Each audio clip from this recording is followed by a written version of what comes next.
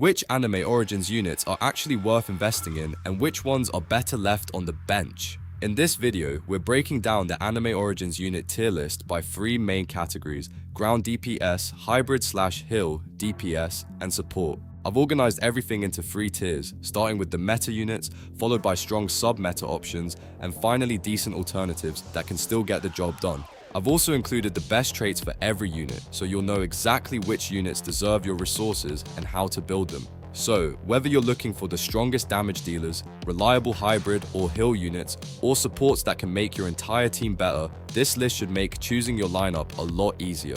We'll go through the units one by one, talk about what makes them good or bad, and see where they really belong in the current meta. So grab your strongest units, let's jump straight into the Anime Origins tier list and find out which characters are actually worth your time. I'm quickly moving on to the video, and I'm ranking units in Anime Origins. Before we start, if you enjoy these types of list videos, don't forget to like the video and subscribe. Enjoy watching.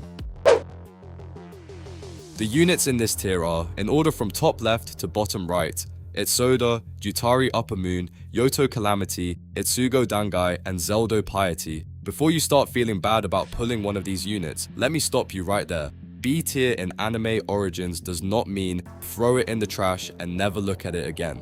These units can still do some serious work, especially when you are building your roster and waiting for the real monsters to show up. They are more like the reliable friends who help you move apartments, rather than the friend who owns the entire building.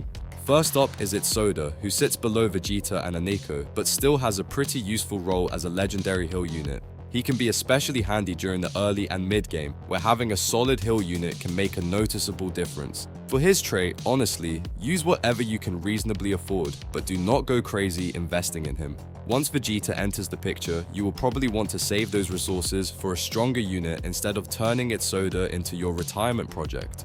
Next we have Jutari Upper Moon, and this guy is basically the definition of middle of the road. He can get the job done early on, but his scaling starts to fall behind as you progress, so his damage does not exactly age like fine wine. He is not completely useless, but there is nothing particularly exciting about his damage per second either. If you are going to use him, Decay is the best trait to go for, but I would not build your entire strategy around him unless you really have to. Yoto Calamity is a little more interesting because he takes some time to get going and becomes stronger as he stacks up kills. Once those stacks start rolling, he can actually look pretty impressive.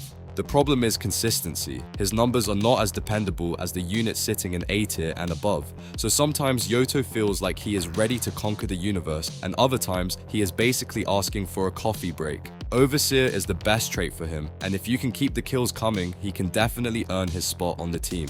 Finally, there is Itsugo Dangai, who is not exactly winning any damage per second awards, but he has one major advantage: he is very beginner friendly. You can get his base version fairly easily and then evolve him as you progress, assuming you have the resources to spare. That makes him a convenient unit for newer players who are still putting their roster together. Ascendant is his best trait, and while you will eventually want to replace him with stronger options, Itsugo can still be a useful stepping stone rather than a unit you immediately forget exists. And then we have Zeldo Piety, who is probably the most complicated unit in this entire B tier group. His self buffs are actually pretty decent, but he really wants Meliodas alongside him to reach his full potential. The problem is that Meliodas himself is not exactly a top tier meta unit, so building around both of them is not the most efficient choice for the late game. In the mid game though, the combo can be surprisingly strong, and with Meliodas supporting him, Zeldo can outperform every other B tier unit and even some A tier units. Rupture is his best trait, but once you have access to stronger high rarity units, this duo starts looking a lot less tempting. The units in this tier are, in order from top left to bottom right: Aneko Queen, Starku Primordial, Naruto Linked, Goki Super 3, Konpachi Unleashed, Mikey Toman, Roxy Mage, and Melio Assault. If B tier is where you start building your team, A tier is where Anime Origins starts handing you units that actually make you think, okay, now we are cooking. These units are strong, useful, and in many cases can carry you through a huge portion of the game. They may not all be absolute meta monsters, but each one brings something valuable to the table. Starting with Aneko Queen, she is not quite a meta, heal damage Persian unit, but that does not make her any less useful. If you do not have Vegeta early on, a Neko can step in and handle the damage per second role surprisingly well. More importantly, her stuns make her an excellent support damage per second unit, and she is incredibly easy to fit into almost any team. Hill and hybrid units are also extremely important because those brutal flying waves later in the game are not exactly going to politely walk into your ground-only team. Stride is her best trait. Starku Primordial is the unit you bring when subtlety is no longer an option. He is an excellent nuker and can be incredibly valuable on stages where you need a massive burst of damage at the right moment. His sustained damage is not quite as impressive as some of the stronger units in this tier and above, but that is not really his job anyway. When a stage is basically asking you to press the delete this enemy button, Starku is one of the first units you want to call. Overseer is his best trait. Naruto Linked is another solid off-meta damage per second option, and his numbers are actually better than most of the other A tier units and every B tier unit. So if we were judging purely by damage, Naruto would have plenty of reasons to brag. The problem is that he does not have any particularly interesting gimmicks, nor does he combo especially well with the current meta units. He is basically the guy who shows up, does his job, and leaves without creating any drama. Stride is the best trait for him.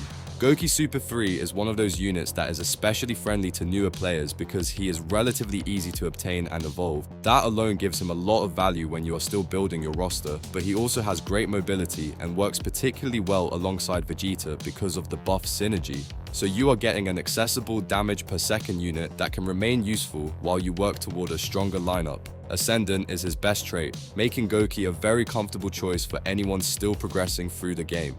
Konpachi Unleashed keeps things refreshingly simple. No complicated setup, no bizarre combination that requires 3 other units and a full moon. Just reliable damage per second. He comfortably beats every B tier option and provides excellent sustained boss damage. Although he does not quite have what it takes to break into S tier, he also lacks any special synergy with other meta units. But sometimes you do not need a complicated strategy when a unit can simply walk in and hit things really hard. For traits, Immortal or Overseer are the best choices.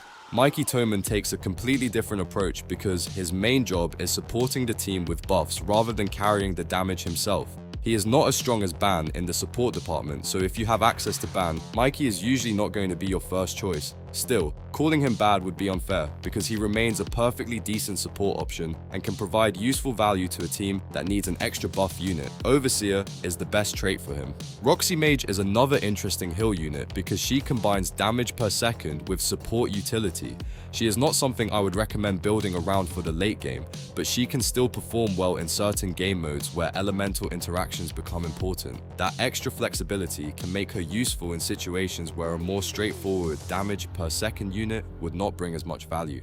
Stride is the best trait here, especially if you want to get the most out of her overall utility. And finally, we have Melio Assault, who is one of the more utility-focused units in A tier.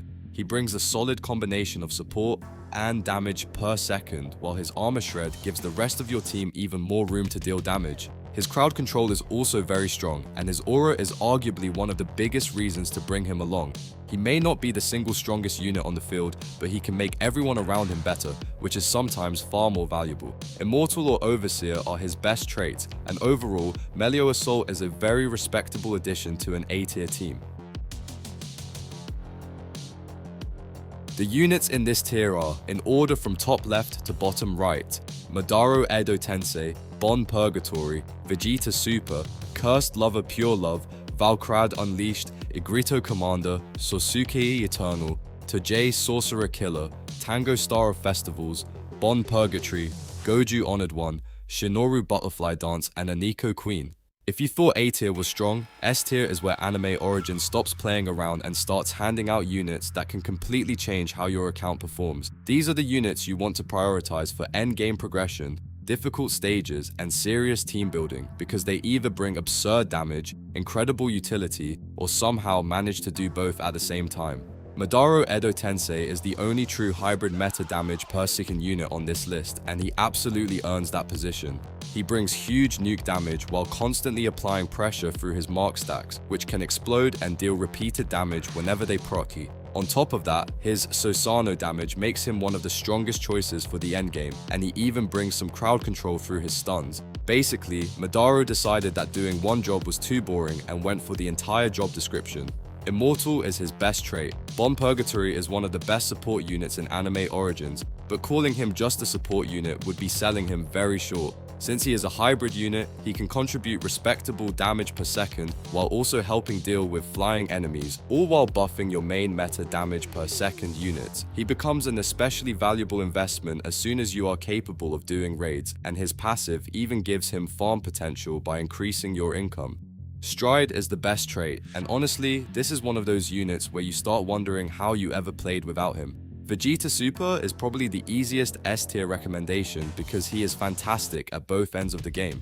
He is arguably the best beginner and late game heal damage per second unit rolled into one, so getting him as soon as possible can save you a lot of headaches while you farm through different game modes. His damage per second is better than Aneko's, although Aneko does bring more support potential thanks to her utility. Still, if you are building a new account, Vegeta should be very high on your priority list. Rupture is his best trait. Cursed Lover. Pure Love is another meta ground damage per second monster, and depending on your team, he can potentially produce even higher numbers than Alucard or Valkrad. The big reason for his flexibility is his copy skill. If you have powerful meta units available for him to copy, Utah can take advantage of that and adapt to your team instead of forcing you into one specific setup. So, his ceiling depends heavily on what you already have, but with the right units around him, he can become absolutely ridiculous. Immortal or Overseer are his best traits. Valkrad Unleashed is basically the definition of versatility. He has some support potential, but do not let that distract you from the fact that he can still pump out meta-level damage per second through his summons while simultaneously stunning the boss. The main catch is that you need a little patience because his restriction release takes time to stack. Once it gets going though, that investment starts paying off very quickly. Rupture is the best trait for him, and he is an excellent choice if you want a unit that can contribute in several different ways. Igrito Commander is another unit with a very high ceiling, especially once he enters his frenzy mode and starts unloading massive amounts of damage. However, there is a small catch. Reaching his full meta potential requires a more specific team composition because of the way his passive interactions work. Tango and Sasuke are generally easier to build around, even though their maximum potential can be lower than Igrito's. In other words, Igrito is the unit you bring when you are willing to put the whole machine together just to see how fast the numbers can climb. Rupture is his best trait. Sosuke Eternal is one of the safest ground damage per second options in the entire game because he is already excellent on his own. But things get even better when you pair him with Igris or Igrito thanks to their passive synergy. That combination can push his performance even further, making him a very attractive option for players who want both immediate value and strong team building potential. He is also one of the best starter mythic units alongside Vegeta, so if you are lucky enough to get him early, your account is in a very comfortable position. Stride is his best trait. Toujay Sorcerer Killer brings incredible sustained ground damage per second and can even compete with some secret units in terms of performance. The biggest drawback is his passive, which prevents him from working well with certain buff supports, so you cannot simply throw him into every team and expect maximum results. Fortunately, he works extremely well with crowd control and stalling supports, which gives you another way to build around him. Rupture is his best trait, while Tango Star of Festivals is another metaground unit worth picking up after Bon, because Bon provides more overall value through his support, hybrid damage per second, and income potential. Finally, Goju Honored One deserves special attention as arguably the best crowd control unit in the game, bringing tons of debuffs and stalling potential to keep enemies looking down for your main damage per second units, with Overseer or Immortal being his best traits. Shinoru Butterfly Dance is also a very strong meta choice thanks to her damage over time effects and excellent support potential. Even if her personal sustained damage is not the most impressive, Decay is her best trait. And of course, Aneko Queen still deserves her place among the top options because her stuns, easy team compatibility, and heal utility make her incredibly valuable against the brutal flying waves, with Stride as her best trait. The video ends here. See you in another video. Don't forget to subscribe.